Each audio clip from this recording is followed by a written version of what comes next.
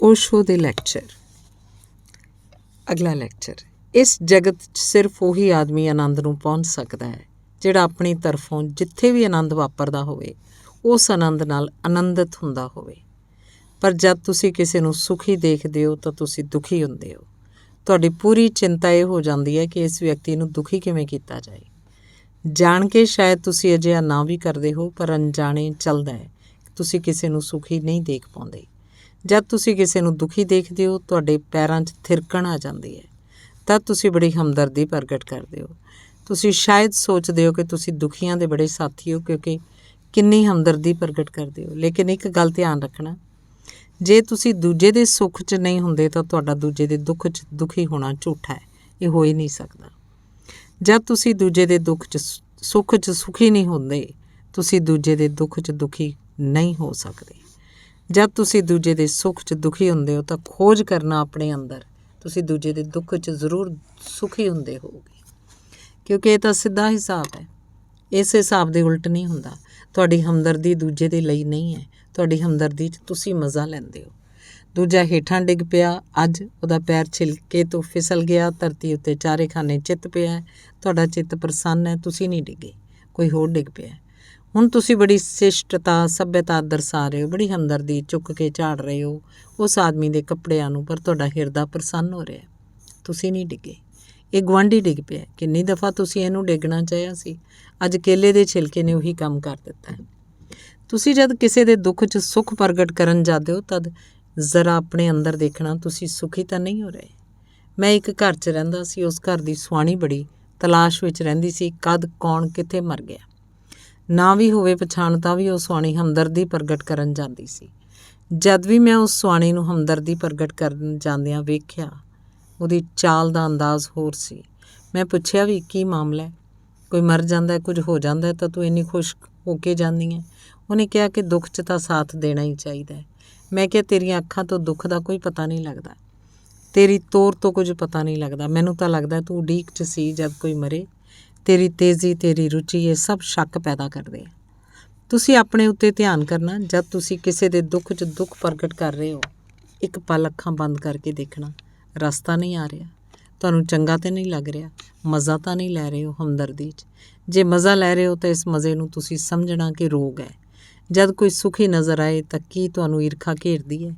ਕੀ ਇਹ ਹੁੰਦਾ ਹੈ ਕਿ ਦੂਜਾ ਆਦਮੀ ਸੁਖੀ ਹੈ ਤਾਂ ਤੁਹਾਨੂੰ ਤਕਲੀਫ ਹੁੰਦੀ ਹੈ? ਜੇ ਤਕਲੀਫ ਹੁੰਦੀ ਹੈ ਤਾਂ ਤੁਹਾਡੇ ਮਨ 'ਚ ਜੀਵਨ ਦਾ ਸਨਮਾਨ ਨਹੀਂ ਹੈ। ਜੀਵਨ ਕਿਤੇ ਵੀ ਖਿੜਦਾ ਹੋਵੇ, ਖੁਸ਼ ਹੁੰਦਾ ਹੋਵੇ, ਤੁਹਾਨੂੰ ਖੁਸ਼ ਹੋਣਾ ਚਾਹੀਦਾ। ਇਹ ਮੈਂ ਇਸ ਲਈ ਨਹੀਂ ਕਹਿ ਰਿਹਾ ਕਿ ਇਸ ਨਾਲ ਦੂਜਿਆਂ ਨੂੰ ਲਾਭ ਹੋਏਗਾ, ਮੈਂ ਇਸ ਲਈ ਕਹਿ ਰਿਹਾ ਕਿ ਇਸ ਨਾਲ ਤੁਸੀਂ ਰੋਗ ਤੋਂ ਮੁਕਤ ਹੋ ਜਾਓਗੇ, ਤੁਹਾਡੇ ਜ਼ਖਮ ਮਿਟ ਜਾਣਗੇ, ਤੁਸੀਂ ਆਪਣੇ ਲਈ ਦੁੱਖ ਪੈਦਾ ਕਰਨਾ ਬੰਦ ਕਰ ਦਿਓਗੇ ਕਿਉਂਕਿ ਜਿਹੜਾ ਦੂਜਿਆਂ ਲਈ ਦੁੱਖ ਪੈਦਾ ਕਰਦਾ ਉਹ ਆਪਣੇ ਲਈ ਦੁੱਖ ਪੈਦਾ ਕਰ ਰਿਹਾ, ਉਹਨੂੰ ਇਹਦਾ ਪਤਾ ਨਹੀਂ ਹੈ। ਜਿਹੜਾ ਦੂਜੇ ਦੇ ਲਈ ਸੁੱਖ ਪੈਦਾ ਕਰਦਾ ਆਪਣੇ ਲਈ ਵੱਡੇ ਸੁੱਖ ਦਾ ਇੰਤਜ਼ਾਮ ਕਰ ਰਿਹਾ। ਜੇ ਤੁਸੀਂ ਦੁਖੀ ਹੋ ਤਾਂ ਤੁਸੀਂ ਜ਼ਿੰਮੇਵਾਰ ਹੋ। ਇਹ ਜ਼ਿੰਮੇਵਾਰੀ ਤੁਹਾਡੇ ਖਿਆਲ 'ਚ ਆਉਣੀ ਸ਼ੁਰੂ ਹੋਏਗੀ ਕਿਉਂਕਿ ਹਰ ਆਦਮੀ ਆਪਣੇ ਆਪ ਨੂੰ ਤਾਂ ਸੁਖੀ ਕਰਨਾ ਹੀ ਚਾਹੁੰਦਾ ਹੈ। ਅਜਿਹਾ ਆਦਮੀ ਲੱਭਣਾ ਮੁਸ਼ਕਿਲ ਹੈ ਜਿਹੜਾ ਆਪਣੇ ਆਪ ਨੂੰ ਸੁਖੀ ਨਹੀਂ ਕਰਨਾ ਚਾਹੁੰਦਾ। ਬੜੀ ਮਜ਼ੇਦਾਰ ਗੱਲ ਹੈ, ਪ੍ਰਿਥਵੀ ਉੱਤੇ 4 ਅਰਬ ਆਦਮੀ ਹਨ, ਸਾਰੇ ਆਪਣੇ ਆਪ ਨੂੰ ਸੁਖੀ ਕਰਨਾ ਚਾਹੁੰਦੇ ਹੈ, ਸਾਰੇ ਦੇ ਸਾਰੇ ਦੁਖੀ ਹੈ। ਜ਼ਰੂਰ ਕਿਤੇ ਕੋਈ ਭੁੱਲ ਹੋ ਰਹੀ ਹੈ, ਭੁੱਲ ਕੁਝ ਵੱਡੀ ਹੈ, ਬੁਨਿਆਦੀ ਹੈ, ਨਹੀਂ ਤਾਂ 4 ਅਰਬ ਆਦਮੀ ਇੱਕ ਹੀ ਭੁੱਲ ਨੂੰ ਕਿਵੇਂ ਦੁਹਰਾਉਂਦੇ ਰਹਿਣਗੇ। ਸਾਰੇ ਸੁਖੀ ਹੋਣਾ ਚਾਹੁੰਦੇ ਆ ਪਰ ਕੋਈ ਵੀ ਸੁਖੀ ਨਹੀਂ ਹੈ। ਭੁੱਲ ਇਹ ਹੋ ਰਹੀ ਹੈ ਕਿ ਤੁਸੀਂ ਖੁਦ ਤਾਂ ਸੁਖੀ ਹੋਣਾ ਚਾਹੁੰਦੇ ਹੋ ਪਰ ਦੂਜੇ ਨੂੰ ਦੁਖੀ ਕਰਨਾ ਚਾਹੁੰਦੇ ਹੋ। ਜਿਹੜੇ ਦੂਜੇ ਨੂੰ ਦੁਖੀ ਕਰਨਾ ਚਾਹੁੰਦਾ ਹੈ ਉਹ ਕਦੇ ਸੁਖੀ ਨਹੀਂ ਹੋ ਸਕਦਾ। ਭੁੱਲ ਇਹ ਹੋ ਰਹੀ ਹੈ ਕਿ ਤੁਸੀਂ ਆਪ ਤਾਂ ਸੁਖੀ ਹੋਣਾ ਚਾਹੁੰਦੇ ਹੋ ਪਰ ਕਿਸੇ ਦੂਜੇ ਨੂੰ ਸੁਖੀ ਦੇਖਣਾ ਨਹੀਂ ਚਾਹੁੰਦੇ, ਅਤੇ ਜਿਹੜਾ ਕਿਸੇ ਨੂੰ ਸੁਖੀ ਨਹੀਂ ਦੇਖ ਸਕਦਾ ਉਹ ਦੁਖੀ ਰਹੇਗਾ, ਉਹ ਕਦੇ ਸੁਖੀ ਨਹੀਂ ਹੋ ਸਕਦਾ।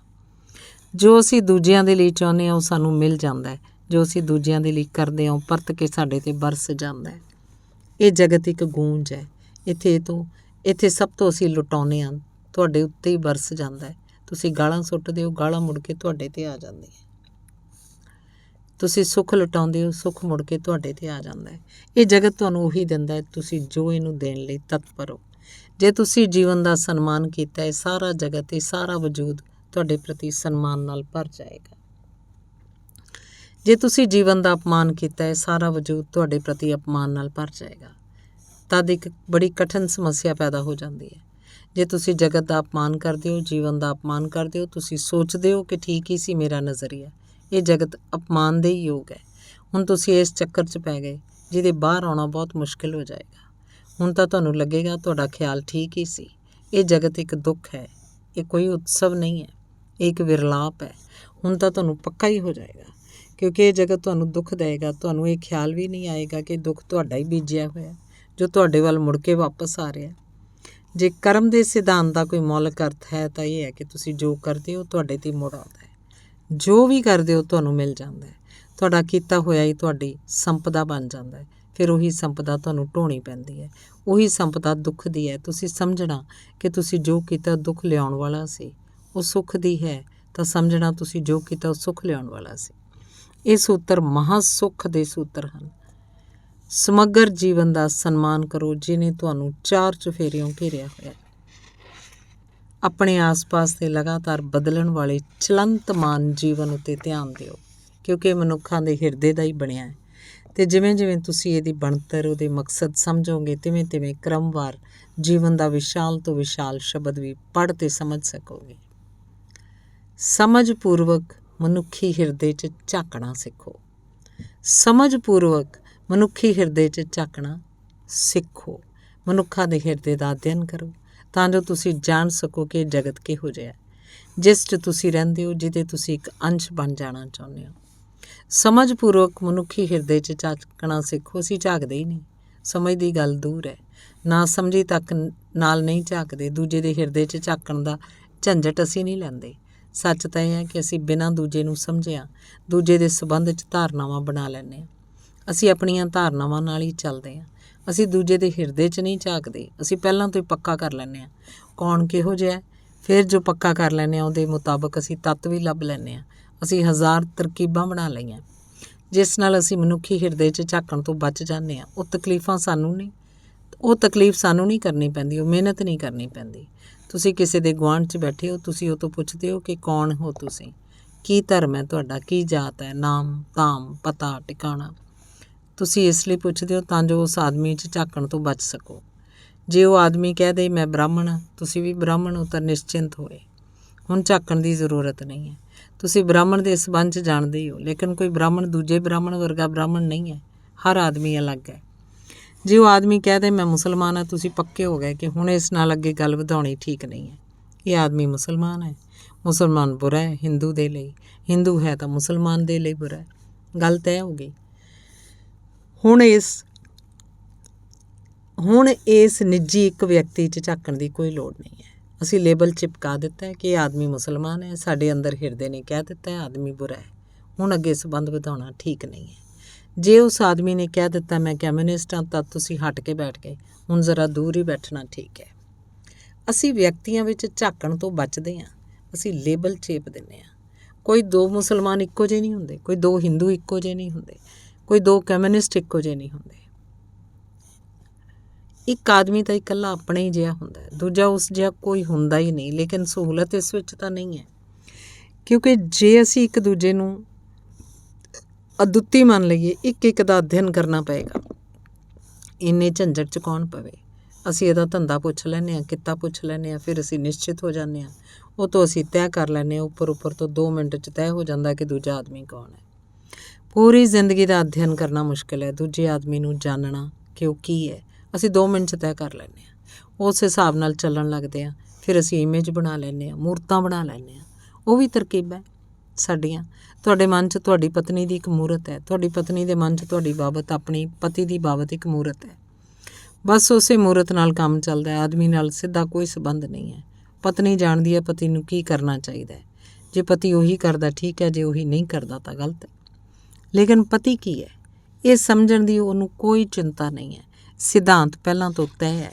ਉਹਨਾਂ ਸਿਧਾਂਤਾਂ ਉੱਤੇ ਆਦਮੀ ਨੂੰ ਵੀ ਉਸੇ ਢਾਂਚੇ 'ਚ ਬਿਠਾ ਦਿੰਦੇ ਆ। ਢਾਂਚੇ ਆਦਮੀਆਂ ਦੇ ਲਈ ਨਹੀਂ ਹਨ, ਆਦਮੀ ਢਾਂਚਿਆਂ ਦੇ ਲਈ ਜਾਪਦੇ ਆ। ਤਾਂ ਉਹ ਇਹ ਨਹੀਂ ਦੇਖਦੀ ਕਿ ਉਹ ਜਿਹੜਾ ਪਤੀ ਸਾਹਮਣੇ ਖਲੋਤਾ ਹੈ ਉਹ ਕੀ ਹੈ। ਪਤੀ ਦੀ ਇੱਕ ਧਾਰਨਾ ਹੈ, ਉਸ ਧਾਰਨਾ ਨਾਲ ਉਹ ਜਿਉਂਦੀ ਹੈ। ਜੇ ਉਹ ਧਾਰਨਾ ਦੇ ਮੁਤਾਬਕ ਹੈ ਤਾਂ ਠੀਕ ਹੈ, ਜੇ ਉਲਟ ਹੈ ਤਾਂ ਠੀਕ ਨਹੀਂ ਹੈ। ਕੋਈ ਵੀ ਆਦਮੀ ਕਿਸੇ ਧਾਰਨਾ ਦੇ ਮੁਤਾਬਕ ਉਲਟ ਨਹੀਂ ਹੁੰਦਾ। ਹਰੇਕ ਆਦਮੀ ਆਪਣੇ ਜਿਹਾ ਹੁੰਦਾ ਹੈ। ਸਾਰੀਆਂ ਧਾਰਨਾਵਾਂ ਹੋਛੀਆਂ ਹੋ ਜਾਂਦੀਆਂ, ਸਾਰੀਆਂ ਧਾਰਨਾਵਾਂ ਰੈਡੀਮੇਡ ਕੱਪੜਿਆਂ ਦੀ ਤਰ੍ਹਾਂ ਹੁੰਦੀਆਂ। ਉਹ ਤੁਹਾਡੇ ਲਈ ਨਹੀਂ ਬਣਾਈਆਂ ਗਈਆਂ ਹੁੰਦੀਆਂ, ਆਮ ਹਿਸਾਬ ਨਾਲ ਬਣਾਈਆਂ ਗਈਆਂ ਹੁੰਦੀਆਂ। ਔਸਤ ਹੁੰਦੀਆਂ। ਹਰ ਆਦਮੀ ਔਸਤ ਤੋਂ ਭਿੰਨ ਨਹੀਂ ਹੈ। ਕੋਈ ਆਦਮੀ ਔਸਤ ਵਿੱਚ ਨਹੀਂ ਹੁੰਦਾ। ਜਿਵੇਂ ਹੋ ਸਕਦਾ ਤੁਸੀਂ ਆਪਣੇ ਪਿੰਡ ਦੀ ਉੱਚਾਈ ਬਣਵਾ ਲਓ। ਸਾਰੇ ਬੰਦਿਆਂ ਦੀ ਉੱਚਾਈ ਨਾਪ ਲਈ ਜਾਏ। ਛੋਟੇ ਬੱਚੇ ਵੀ ਹਨ, ਬੁੱਢੇ ਵੀ ਹਨ, ਲੰਮੇ ਲੋਕ ਵੀ ਹਨ, ਮਧਰੇ ਲੋਕ ਵੀ ਹਨ। 500 ਆਦਮੀ ਹਨ। 500 ਦੀ ਉੱਚਾਈ ਮਿਣ ਕੇ 500 ਨਾਲ ਭਾਗ ਦੇ ਦਿੱਤਾ ਜਾਏ ਤਾਂ ਜੋ ਆਏਗਾ ਉਹ ਔਸਤ ਉੱਚਾਈ ਹੋਏਗੀ। ਫਿਰ ਤੁਸੀਂ ਉਸ ਔਸਤ ਉੱਚਾਈ ਦੇ ਆਦਮੀ ਨੂੰ ਲੱਭਣ ਜਾਓ। ਪਿੰਡ 'ਚ ਇੱਕ ਆਦਮੀ ਨਹੀਂ ਮਿਲੇਗਾ ਜਿਹੜਾ ਉਸ ਔਸਤ ਉੱਚਾਈ ਦਾ ਹੋਵੇ, ਕਿਉਂਕਿ ਕੋਈ ਔਸਤ ਹੁੰਦੀ ਨਹੀਂ। ਔਸਤ ਤਾਂ ਇੱਕ ਝੂਠ ਹੈ। ਹਰ ਆਦਮੀ ਆਪਣੀ ਉੱਚਾਈ ਦਾ ਹੁੰਦਾ। ਔਸਤ ਜਿਹੀ ਕੋਈ ਚੀਜ਼ ਨਹੀਂ ਹੁੰਦੀ। ਐਵਰੇਜ ਗਿਣਤ ਦਾ ਹਿਸਾਬ ਹੈ, ਜ਼ਿੰਦਗੀ ਦਾ ਨਹੀਂ ਹੈ। ਤਾਂ ਅਸੀਂ ਸਿਧਾਂਤ ਮੂਰਤਾਂ ਤਿਆਰ ਕਰਕੇ ਉਹਨਾਂ ਵਿੱਚ ਜੀਂਦੇ ਰਹਿੰਦੇ ਹਾਂ। ਸਿੱਧਾ ਕੋਈ ਦੇਖਦਾ ਹੀ ਨਹੀਂ, ਹਿਰਦੇ 'ਚ ਝਾਕਦਾ ਨਹੀਂ। ਹਿਰਦੇ 'ਚ ਕੀ ਹੋ ਰਿਹਾ ਹੋਏਗਾ, ਇਸ ਨਾਲ ਕਿਸੇ ਨੂੰ ਸਰੋਕਾਰ ਵੀ ਨਹੀਂ ਹੈ। ਉਹ ਜ਼ਰਾ ਖਤਰਨਾਕ ਮਾਮਲਾ ਵੀ ਹੈ, ਕਿਉਂਕਿ ਹਿਰਦੇ 'ਚ ਝਾਕੋ ਤਾਂ ਤੁਸੀਂ ਉਲਝਣ 'ਚ ਪੈ ਸਕਦੇ ਹੋ। ਇਸ ਲਈ ਦੂਰ ਬਾਹਰ ਖੜ੍ਹੇ ਰਹਿਣਾ ਠੀਕ ਹੈ। ਜ਼ਿਆਦਾ ਗਹਿਰਾਈ 'ਚ ਕਿਸੇ ਦੇ ਵੀ ਉਤਰਨਾ ਖਤਰਨਾਕ ਹੈ, ਕਿਉਂਕਿ ਤਦ ਦੂਜੇ ਦੀ ਗਹਿਰਾਈ ਤੁਹਾਨੂੰ ਵੀ ਬਦਲੇਗੀ। ਤਦ ਇੰਨੀ ਆਸਾਨੀ ਨਾਲ ਤੁਸੀਂ ਨਿਪਟਾਰਾ ਨਹੀਂ ਕਰ ਸਕੋਗੇ। ਤੁਹਾਡਾ ਨੌਕਰ ਹੈ, ਤੁਸੀਂ ਉਹਦੇ ਹਿਰਦੇ 'ਚ ਕਿਵੇਂ ਝਾਕ ਸਕਦੇ ਹੋ?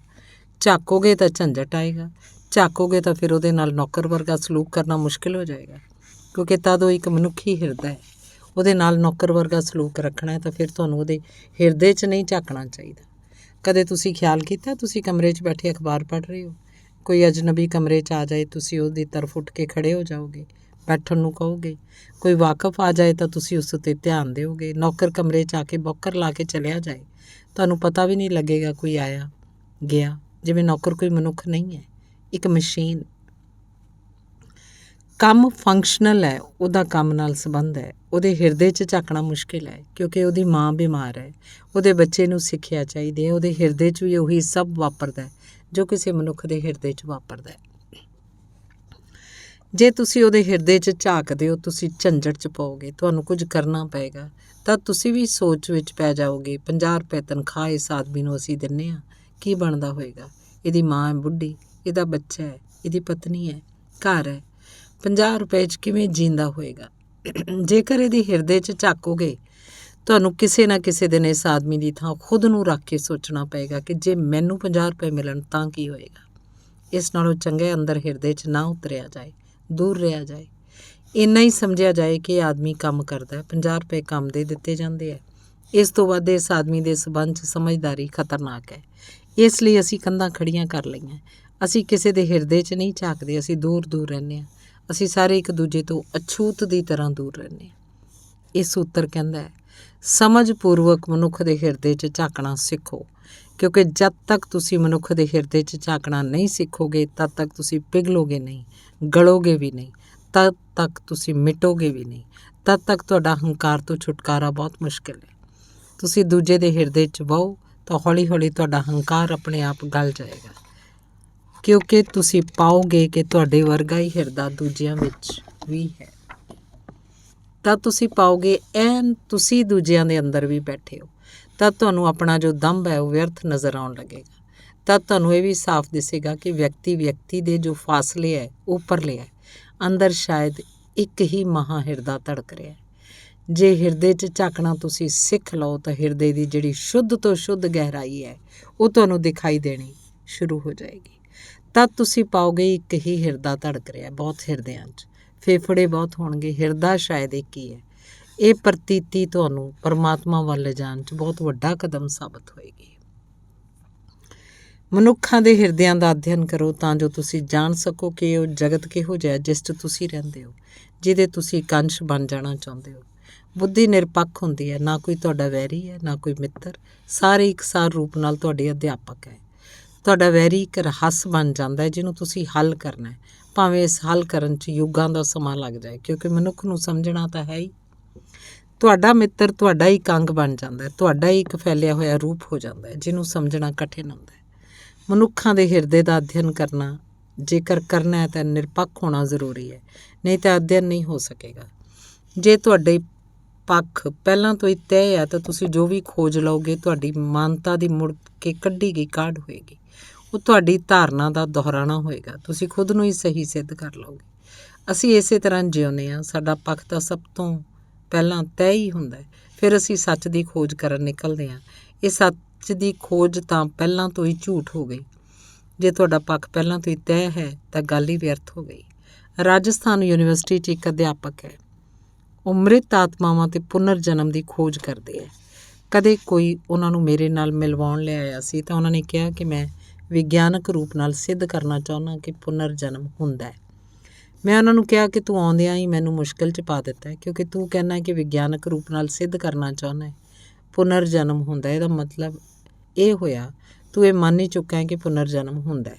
ਹੁਣ ਤੂੰ ਵਿਗਿਆਨਕ ਰੂਪ ਨਾਲ ਸਿੱਧ ਕਰਨਾ ਚਾਹੁੰਦਾ ਹੈ ਕਿ ਪੁਨਰ ਜਨਮ ਹੁੰਦਾ ਹੈ। ਤੇਰਾ ਪੱਖ ਤਾਂ ਪਹਿਲਾਂ ਤੋਂ ਤੈਅ ਹੈ।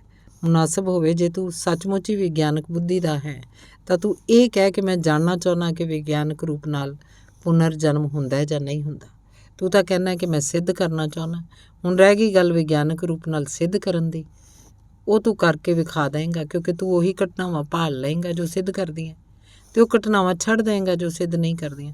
ਤੂੰ ਮਤਲਬ ਦੀਆਂ ਗੱਲਾਂ ਛੱਡ ਲਏਂਗਾ, ਗੈਰ ਮਤਲਬ ਦੀਆਂ ਛੱਡ ਦੇਂਗਾ। ਤਾਂ ਆਦਮੀ ਕੁਝ ਵੀ ਨਹੀਂ ਕਰ ਸਕਦਾ। ਇੱਕ ਆਦਮੀ ਨੇ ਕਿਤਾਬ ਲਿਖੀ ਹੈ ਜਿਸ 'ਚ ਸਿੱਧ ਕੀਤਾ ਕਿ 13 ਤਰੀਕ ਬਦਸ਼ਗਨ ਹੈ। ਵਿਗਿਆਨਕ ਰੂਪ ਨਾਲ ਸਿੱਧ ਕੀਤਾ 13 ਤਰੀਕ ਬਦਸ਼ਗਨ ਹੈ।